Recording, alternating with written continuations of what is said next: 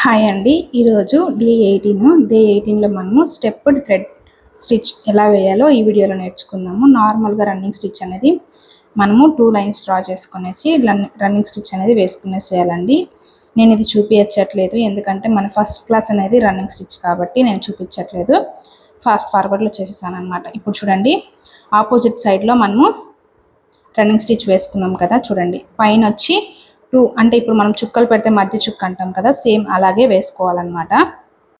Running stitch ఇలాగ వేసుకున్న తర్వాత ఇంకొక కలర్ థ్రెడ్ తీసుకునేసి మనము కింద రన్నింగ్ స్టిచ్ ఉంది కదా, ఆ రన్నింగ్ స్టిచ్ నుంచి స్టార్ట్ చేసి పైన ఫస్ట్ రన్నింగ్ స్టిచ్లోకి రివర్స్ నీడిల్ పెట్టి తీసుకొని వెళ్ళాలి. అలాగే సెకండ్ రన్నింగ్ స్టిచ్ నుంచి కిందకి తీసుకొని వచ్చి సేమ్ మళ్ళీ సెకండ్ రన్నింగ్ స్టిచ్లో నుంచి కింద నుంచి స్టార్ట్ చేసి మళ్ళీ పైన సెకండ్ రన్నింగ్ స్టిచ్లోకి తీసుకొని వెళ్ళాలి. సేమ్ ఇదే ప్రాసెస్ అండి. నేను చెప్పేదానికన్నా మీకు వీడియోలో చూసారంటే మీకు క్లియర్గా అర్థమవుతుంది అనమాట.